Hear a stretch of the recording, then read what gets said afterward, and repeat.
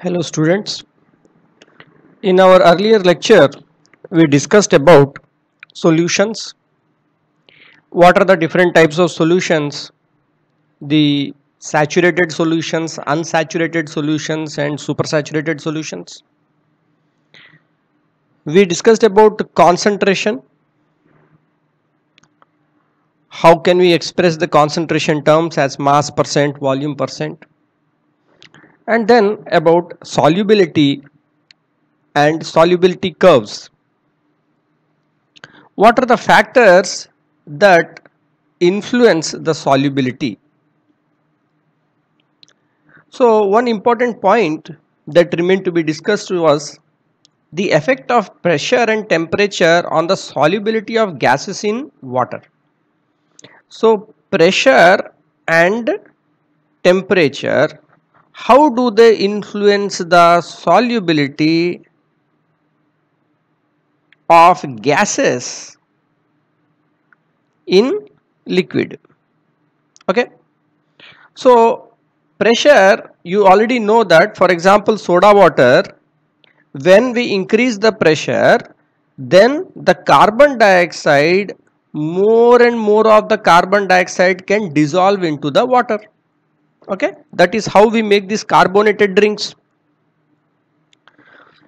Now what is happening when we increase the pressure on the surface of the liquid?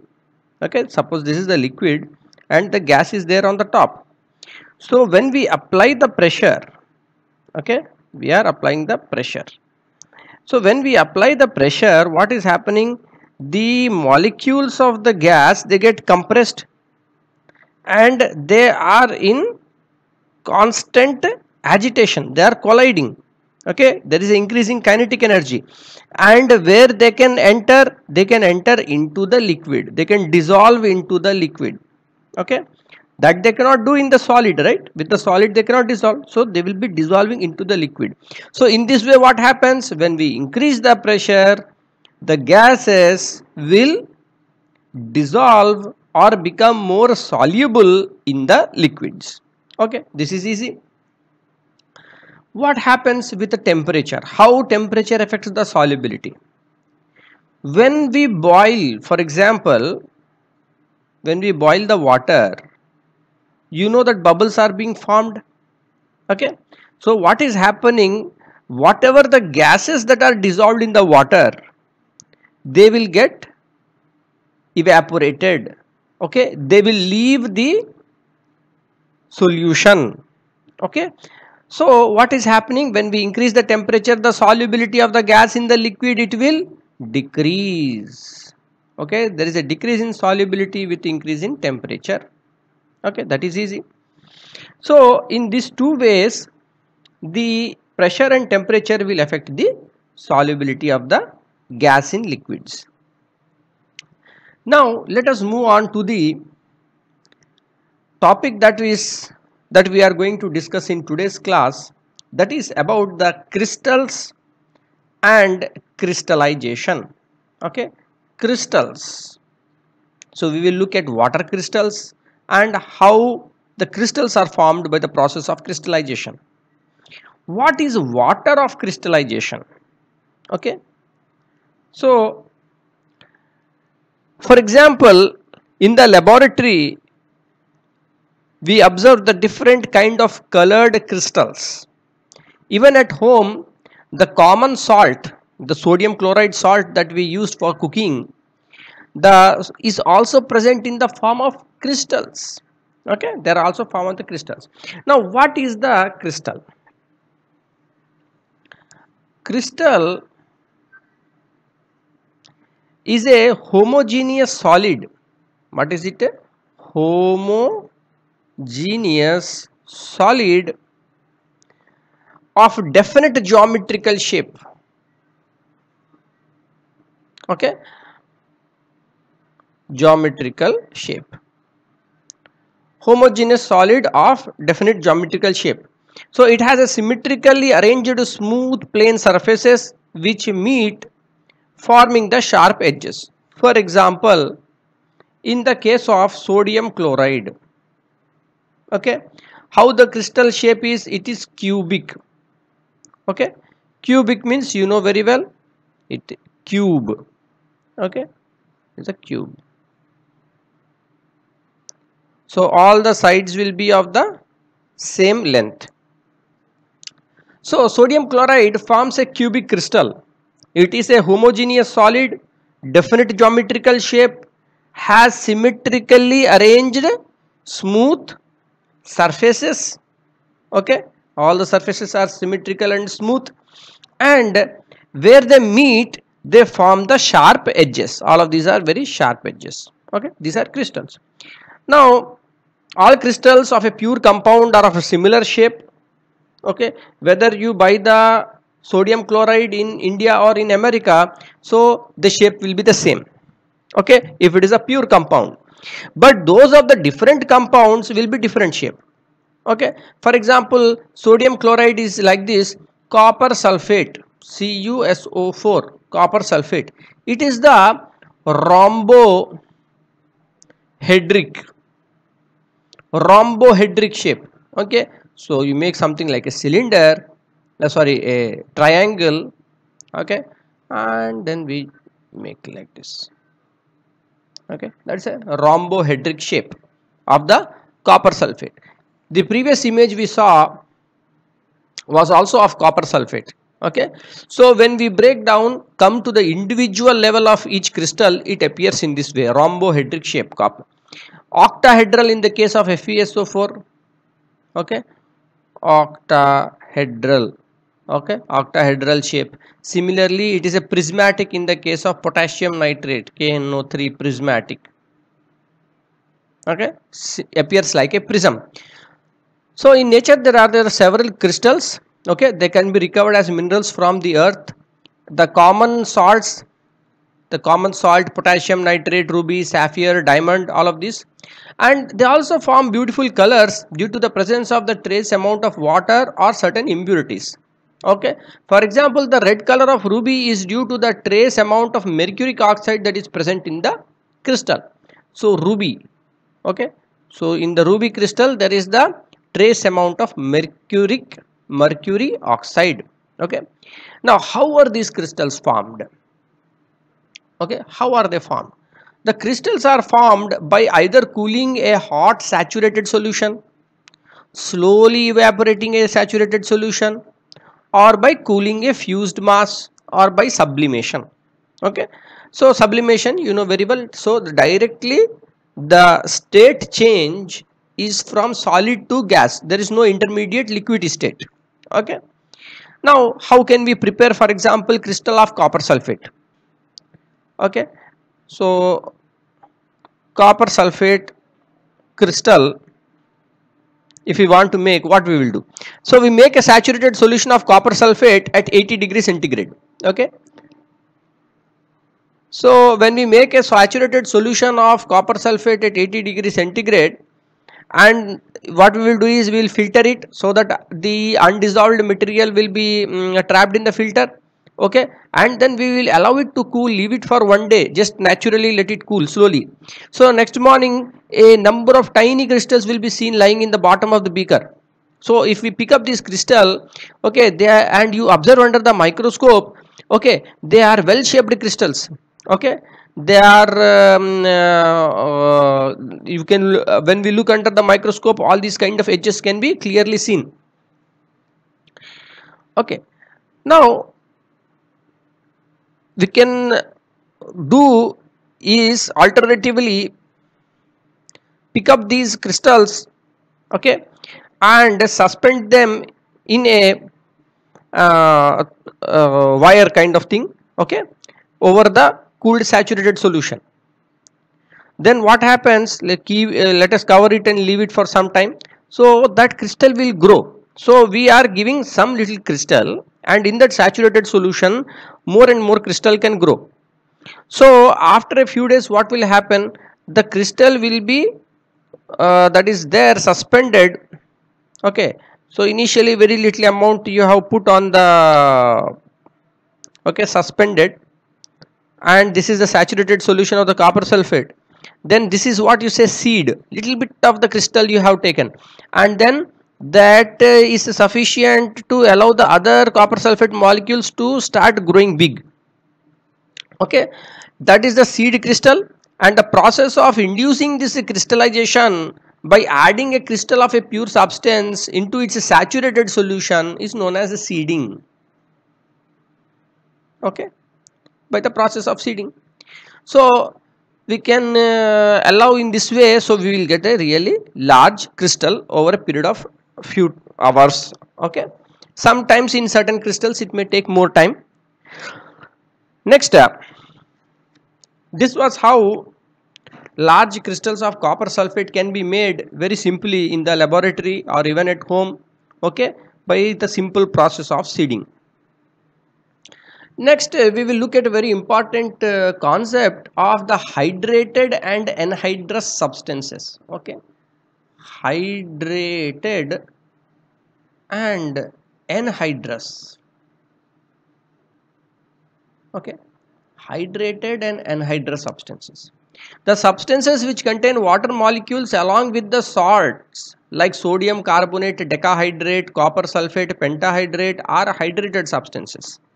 The substances that do not contain any water along with the salt are anhydrous substances. For example, sodium chloride, potassium nitrate. Now, if we take some common example for hydrated, it is like alum. Okay, we also call it as potash alum. Okay, alum is used for different purposes. Okay, for cleaning the water in the for example in the swimming pools, okay, or in water treatment purposes. What is it? It is basically potassium sulfate, aluminum sulfate,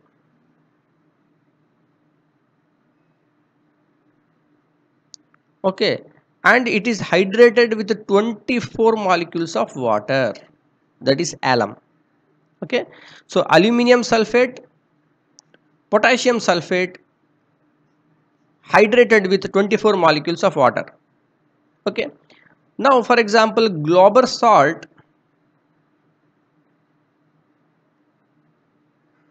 is the name that is given to sodium sulfate. Okay, if you simply write Na2SO4, that is sodium sulfate, but if you put the hydration 10H2O, okay, that is the decahydrate, then sodium sulfate decahydrate, sodium sulfate decahydrate is known as the Glauber salt. Okay, similarly copper sulfate pentahydrate, copper sulfate pentahydrate, okay, it is not called simply copper sulfate, it is called blue vitriol.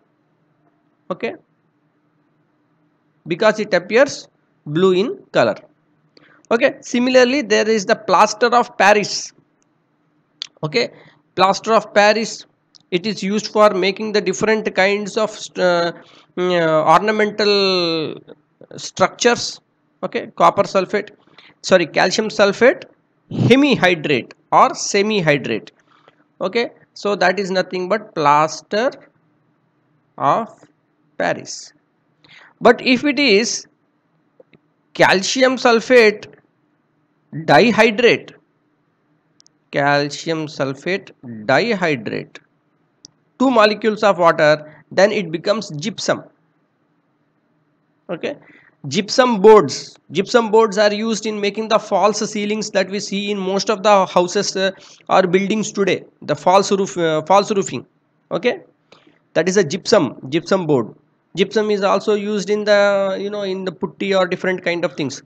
So white vitriol, that is the zinc sulfate heptahydrate. So in this way there are the different kinds of hydrated compounds. Okay, they have the water of crystallization. This is known as water of crystal. They have the water molecule in them. Now the crystals of these salts contain water of crystallization. What they have? They have the water of crystallization. Okay, the water gives the crystals their shape. In some cases they also give them color. For example, in the copper sulfate crystals, they are blue in color because of the hydrated water of crystallization. Okay, now what is this water of crystallization? Some solids, while crystallizing out from their solution, combine with a definite quantity of water known as water of crystallization or hydrate or water of hydration. Okay, water of crystallization or water of hydration. Okay, so what is happening when the crystal is formed from the saturated solutions? Some fixed ratio of water will remain associated while making the crystal. Okay, like what we are seeing, this one, 10H2O, 5H2O, half H2O, 2H2O. In this way there are the different proportions of water that will be associated with the crystal. Now the water of crystallization is in the loose combination and can be driven off by steam or heating the crystal over 100 degrees centigrade. So if you heat at more than 100 degrees centigrade, then what will happen? The vapors will be produced from these crystals, okay, and the water will be condensed. Okay, now in the process the crystals will lose their water and they will become anhydrous. Okay, they will become anhydrous, that is without the water. For example, if we are heating the copper sulfate crystal, that is the blue vitriol containing water, okay, in a test tube, okay, and then slightly we need to keep the test tube tilted downwards, okay, so that whatever that for example, this is the test tube, we are holding it in this way. Okay, the crystals are there, these are solid crystals, right? They are not going to fall off so easily. And then when you are heating it, okay, when you are heating it, then what will happen? Here the water of crystallization will come out in the form of water vapor, and you can see that there is a water that is condensing on the cooler part of this test tube. Okay, and that is nothing but the water of hydration. And what is going to happen to the color of this blue vitriol? Okay, when it is in the blue color, that is associated with the water, that is called the blue vitriol. But once it is heating and losing the water, it will change into anhydrous white color. Okay, and that is nothing but the copper sulfate. It will lose the water of hydration. Okay, now how can we determine the water of crystallization? Suppose determination of the water of crystallization. So if we take a known weight of crystals of a hydrated salt in a china dish and heat it above 100 degrees centigrade, then the weight of the residue becomes constant. Okay, then what we have to do? We have to stop heating, take the weight of the dried substance. Okay, so basically what we did, we have taken the china dish. China dish is nothing but it is like a porcelain material. Okay, and then we are heating it over a Bunsen burner. Okay, and we have the salt. Okay, for example, blue vitriol is there, copper sulfate pentahydrate. Then what we did, we are heating it over the flame. So once it is getting heated, it will lose the water of crystallization, and you will be left with the uh, either the amorphous state or the crystal state without water. Now that one, further there will be no reduction in the weight. So how we are going to determine the percent of crystallization? First, what is the weight of crystal at room temperature? Suppose we will take A grams. Weight of residue after heating, okay, so above 100 degrees centigrade, that is B grams. Then what will be the weight of water? That is nothing but what was the initial weight minus what was the final weight. Now suppose a grams of the crystal contain water. Okay, then we want to determine what is the percentage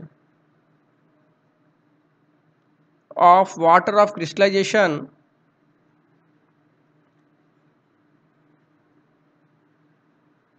what we will do A minus B. Okay, that is how much amount of water is there, what was the initial one into 100, that is going to give, okay, this is the fraction, how much remains in the total, that is the initial, that ratio into 100 it will give the percentage of the water of the crystallization. Okay, now what are the anhydrous substances? It is easy. The ones that were having the water of crystallization were hydrous. The one that are not having the water of crystallization will be anhydrous. Okay, they contain no water. Okay, the salts that are lacking their water of crystallization are anhydrous. Anhydrous can also refer to the gaseous form of some concentrated solutions such as ammonia to distinguish from its aqueous solution form. Okay, now ammonia sorry, okay, ammonia is there in the gas form, but you can also have ammonical solution. So to distinguish that, we can use the term anhydrous also, anhydrous ammonia. So anhydrous ammonia will mean that it is a gaseous form of the some concentrated solution of ammonia. Okay, the anhydrous substances are used to perform certain chemical reactions that cannot proceed in the presence of water. Okay, so table salt is a anhydrous examples. Okay, anhydrous NaCl does not have any water of crystallization, it is anhydrous. Gaseous hydrochloride, hydrogen chloride is anhydrous. Anhydrous salts can be obtained from the hydrated salts by carefully removing the water of crystallization.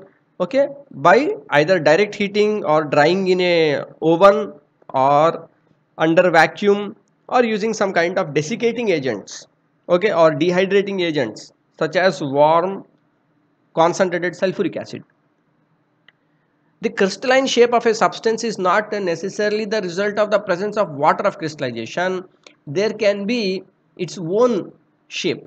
Okay, even without water of crystallization, it can form the crystal. Okay, for example, sodium chloride, potassium nitrate, even sugar, the sugar that we are eating at home, that is the sucrose.